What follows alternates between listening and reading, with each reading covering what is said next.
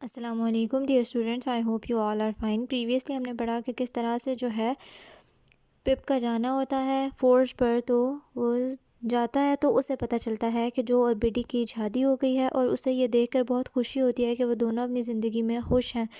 وہ ان دونوں سے معافی مانگتا ہے اور وہ لوگ اس کو یقین دلاتے ہیں کہ وہ لوگ اس کو معاف کر چکے ہیں اور اس کے لیے دل میں کوئی بھی برائی نہیں رکھتے۔ اس کے بعد پپ جب اپنا دل وہاں سے صاف کر کر خوشی خوشی گھر واپس آتا ہے تو after that he said I sold everything that belong to me, میں نے ہر وہ چیز بیچ دی تھی، بلانگ جس چیز کا تعلق مجھ سے تھا۔ آئی پیڈ بیک دا منی وچ آئی اوڈ، میں نے وہ پیسہ بھی واپس کر دیا تھا جو کہ مجھ پر قرض تھا، اوڈ قرض۔ Then I went to work with Herbert in Cairo, اور پھر میں ہربرٹ کے ساتھ کام کرنے کے لیے کیرو چلا گیا، جہاں پر ہربرٹ جا چکا تھا اور وہاں پر اس کی شادی بھی ہو چکی ہوئی تھی۔ آر کمپنی ڈڈ ویری ویل، ہماری کمپنی نے بہت اچھا سا پروفٹ بنایا، بہت اچھا کام کیا۔ آفٹر سم ایئرس، کچھ سالوں بعد، I became one of the owners, میں بھی مالکوں میں سے ایک بن گیا۔ آئی واز ناٹ رچ، میں امیر نہیں تھا، بٹ لیکن I had enough money to live comfortably, لیکن میرے پاس اتنا پیسہ تھا کہ میں آرام اور سکون کی زندگی گزار سکوں۔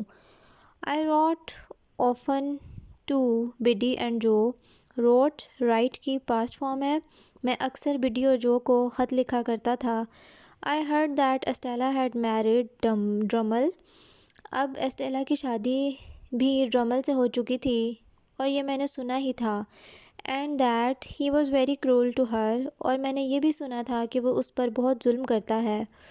ایٹ لاسٹ، آخر کار، آفٹر 11 ایئرس، 11 سال بعد، I came back to England, 11 سال بعد میں واپس انگلینڈ آیا۔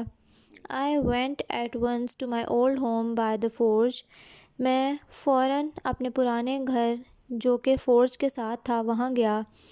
Their smoking his pipe in the old place by the kitchen fire said Joe, وہیں پر اسموکنگ ہز پائپ، وہ اپنا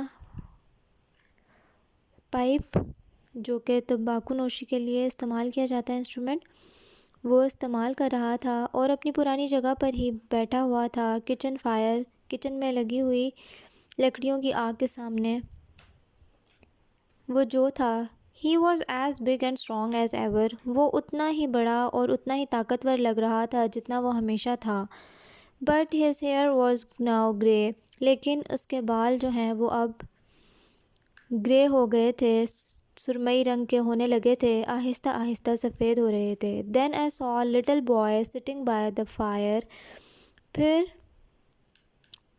میں نے ایک چھوٹا سا بچہ دیکھا، چھوٹا لڑکا جو کہ آگ کے ساتھ ہی بیٹھا ہوا تھا۔